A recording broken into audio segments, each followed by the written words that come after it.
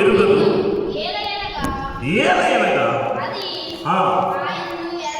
దేవునికి మహిమ కలుగుగాక.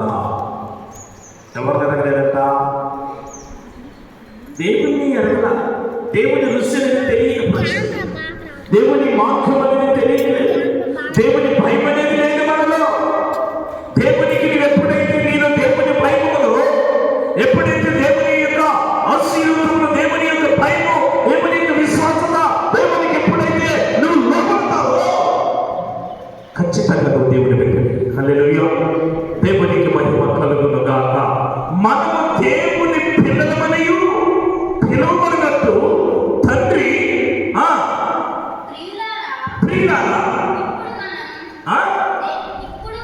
ఇప్పుడు మనము దేవుని పిల్లలమై ఉన్నాం. పోలియుండమని ఎరుగు ఆయన యందు ప్రతి వాడును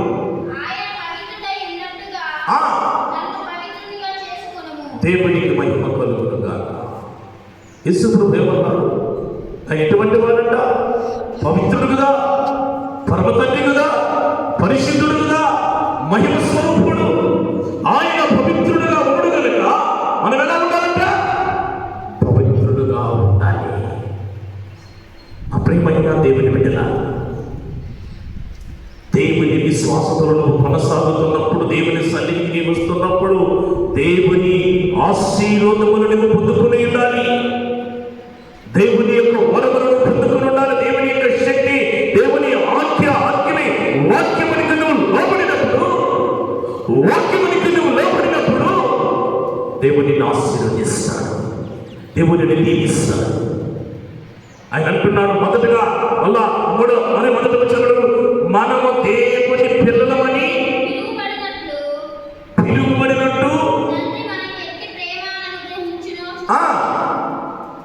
తండ్రి ఎట్టి ప్రేమ అనుగ్రహించినాడు. చూడమంటున్నాడు. పిల్లలారా, ఇదిగో నా ప్రేమని నీకు అనుగ్రహించినాను, ఆ ప్రేమ వ్యక్తిని మీరు చూడుడి.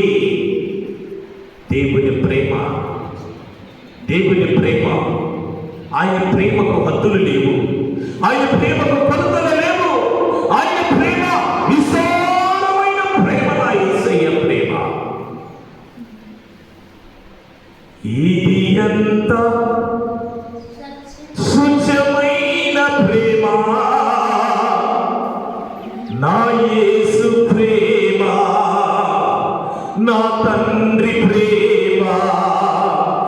ఇది ఎంత స్వచ్ఛమైన ప్రేమ, నా యేసు ప్రేమ, నా తండ్రి ప్రేమ. ప్రేమ,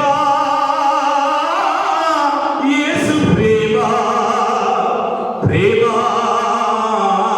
తండ్రి ప్రేమ, ప్రేమ,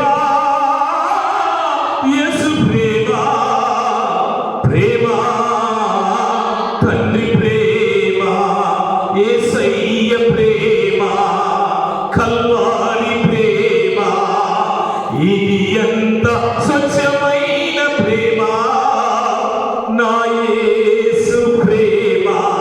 యేసయ్యకు ఉన్న ప్రేమ మనకుందండి? ఉందా? నా ప్రేమైన దేవుని బిడ్డలారా, ఈరోజు పరిశుద్ధమైన యొక్క దినములో, ఈ ఆరాధన దినములో ఎవరు